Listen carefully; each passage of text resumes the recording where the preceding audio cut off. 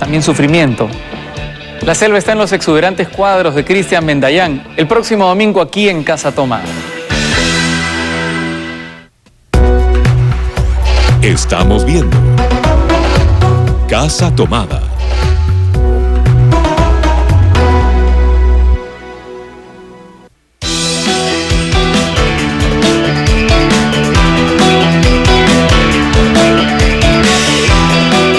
Estamos de vuelta con Javier Vallerriestra, con quien estamos hablando de política, estamos hablando de la historia política de nuestro país, que está asociada directamente con su propia vida, y por qué no también hablar de polémica, una vida también muy asociada con la polémica.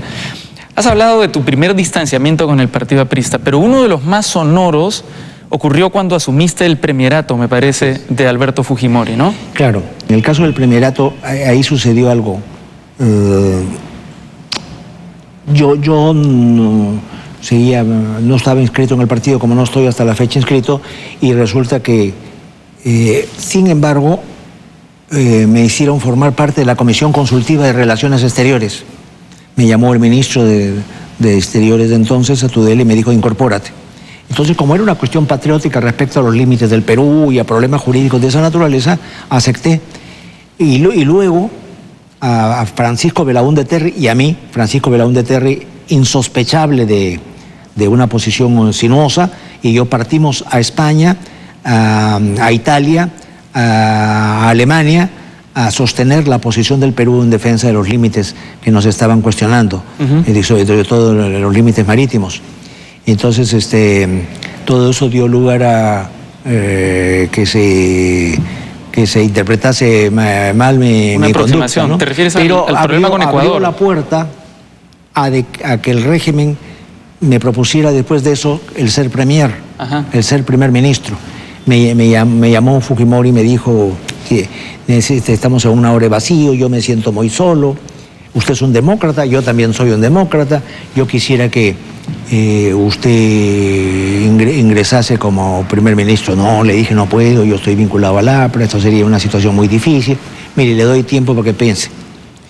Conversé con mi cónyuge, con Rosario, que me trató de volver a la realidad, diciendo que yo era un hombre radical, progresista, y que mi papel no era ahí, pero como pasa siempre en la vida, un tornillo se cayó y dije, voy a hacerlo, voy a aceptar, y entonces lo llamé y le dije, mire, sí acepto, voy a ser primer ministro. ¿No fuiste ni 3 meses, ministro? No, mucho menos, fue 45 días. 45 días, sí, mes y medio. Entonces muy bien, mañana a las 4 de la tarde acá.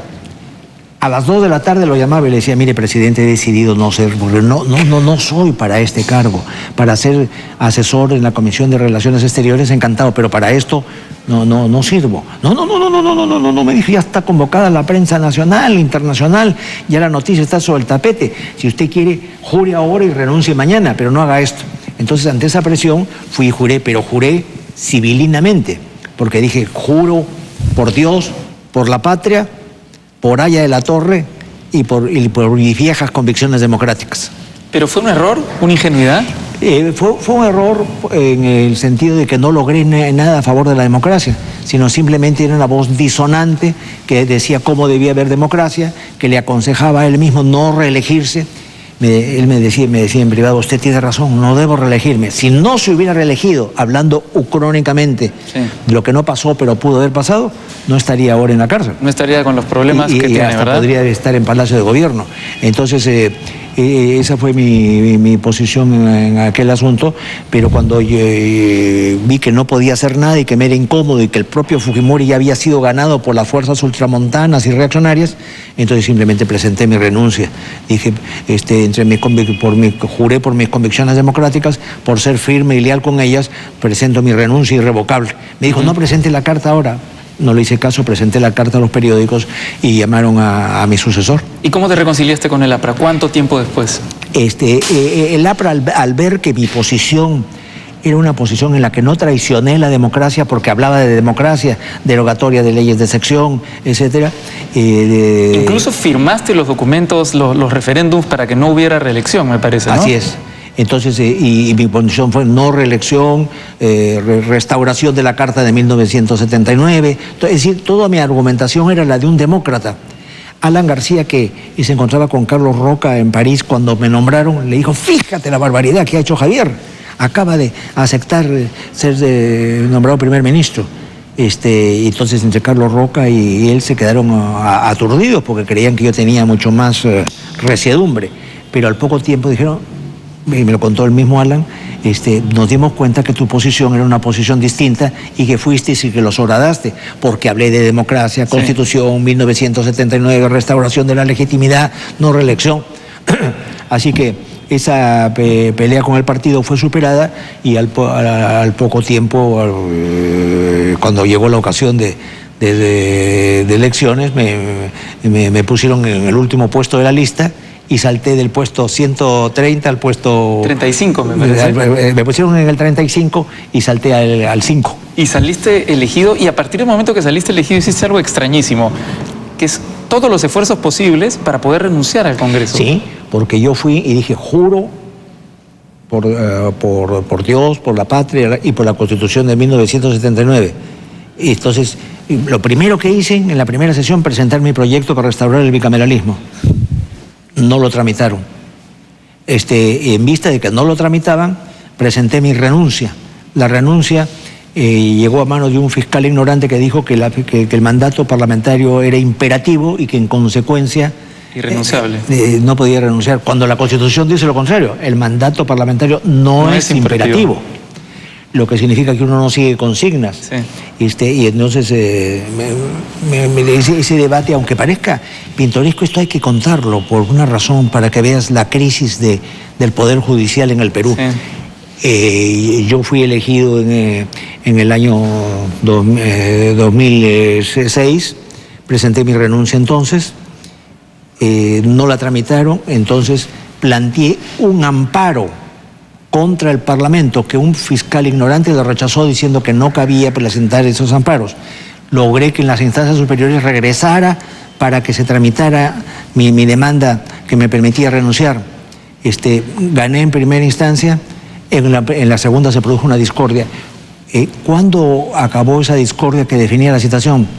Hace 1 año y medio que dejé de ser parlamentario y hasta hoy está en el Poder Judicial. O sea, que todavía no puedes renunciar. Están debatiendo si mi posición de renuncia es viable o no es viable. No puedes renunciar. Pero eso es por negligencia. Increíble, ¿no? Por lentitud. ¿Cómo puede haber justicia en el Perú? Así como te lo digo a ti con esta claridad, se los he dicho a ellos en su cara. ¿Cómo es posible que sostengan ustedes esta posición? Si yo ya no...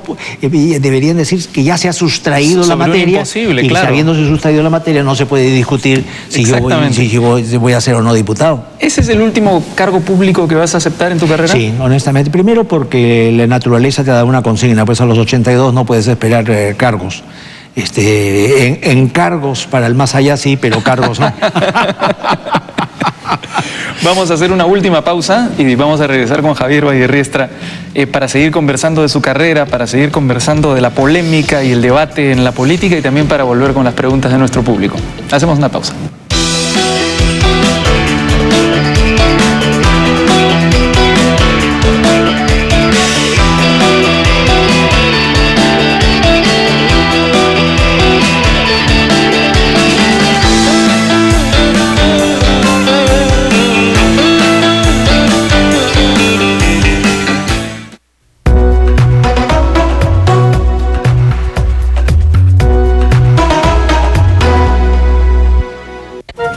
Me han dicho que solo tengo 55 segundos para anunciarles que TV Perú tiene novedades en su pantalla. TV Perú Noticias se renueva. Será una plataforma que marcará la diferencia. Sí, lo sé, me quedan 40 segundos. Las novelas cortas Conversando con la Luna, cargadas de historias que te conmoverán en su segunda temporada. La Hora Discovery con nuevos programas. El programa de conversación Tiempo Después, con temas de actualidad. Una hora con invitados de lujo, en casa tomada por Raúl Tola.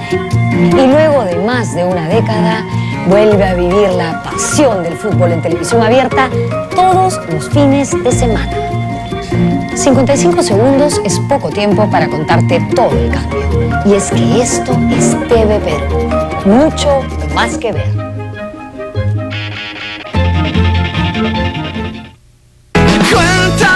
Este lunes en Conversando con la Luna.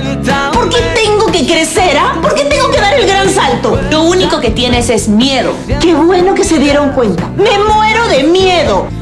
Te puedes quedar con la llave, no tienes que avisar, puedes llegar en cualquier momento, tú sabes. Lucía, quisiera empezar a hablar sobre los trámites de divorcio. La vida te ha cambiado. Florecer.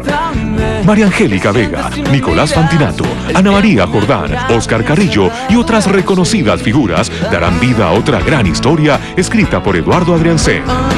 Conversando con la Luna. Una mirada a las soluciones que te tocarán de cerca. Solo por TV Perú. Mucho más que ver.